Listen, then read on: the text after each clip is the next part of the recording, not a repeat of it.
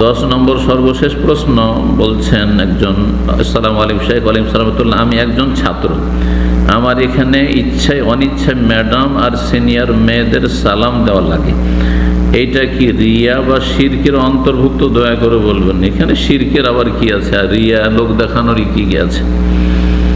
ম্যাডামকে, মহিলাকে সালাম দেওয়া যাবে যদি ফিতনার আশঙ্কা না থাকে। আর ম্যাডামের সাথে, যেহেতু ম্যাডামের কাছে পড়ছেন আপনি, সেটা কি জায়েজ মনে করছেন আপনি মহিলার কাছে লেখাপড়া করা, তাহলে সেটাই আপত্তিকর আসলে, যে সে খোলামেলা থাকবে, চেহারা খুলে থাকবে, অনেক সময় মাথা খুলে থাকবে। আর ম্যাডামের কাছে আপনি ছাত্র হয়ে পড়ছেন আপনি, হ্যাঁ ছাত্রী ঠিক আছে, মেয়েরা মহিলার কাছে পড়ছেন, তো আপনি একজন পুরুষ মানুষ, যুবক মানুষ পড়ছেন, এটি তো আপত্তিকর।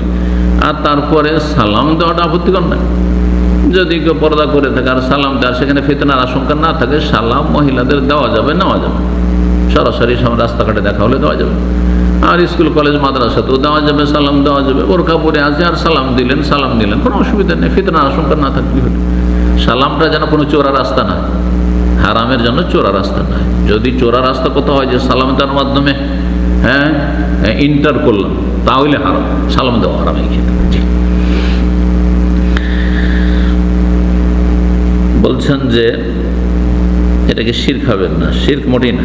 যে শিরক বুঝেননি, শিরক সম্পর্কে একটু পড়াশোনা করতে হবে, শুনতে হবে। যেহেতু এরা বেপরদা, তাদের সালাম দেওয়া জায়েজ নেই। বেপরদা হইলে সালাম দেওয়া যাবে না, এই ফতোয়া কোথায় বলেন? এটা চরম পথ। জি, গুনাহগারকেও সালাম দেওয়া যাবে, মুসলিমকে সালাম দেওয়া যাবে, মুসলিমকে সালাম দেওয়া যাবে। কিন্তু যদি দেখা যায় কোনো পাপী পাপের অবস্থায় রয়েছে, তাকে সালাম না দিলে তার সংশোধন করা যাবে, তাহলে তার চিকিৎসামূলক তাকে সালাম দেবেন। হ্যাঁ, একজন ধরেন একেবারে হারাম কাজে আছে, মদ খাচ্ছে, তাহলে সালাম দিবেন না? জিনা করে সালাম দিবেন নাকি? হ্যাঁ, জুয়া খেলছে, সালাম দিবেন নাকি? কাবিরা গুনাহ।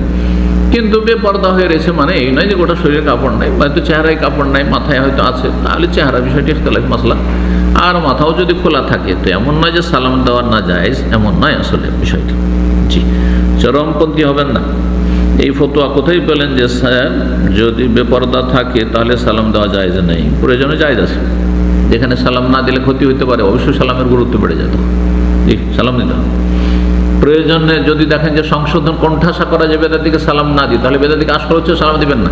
কিন্তু বেদাতিকে সালাম না দিলে আরো ক্ষতি হবে, তখন সালাম দিতে হবে, বেদাতিকে সালাম দিতে হবে।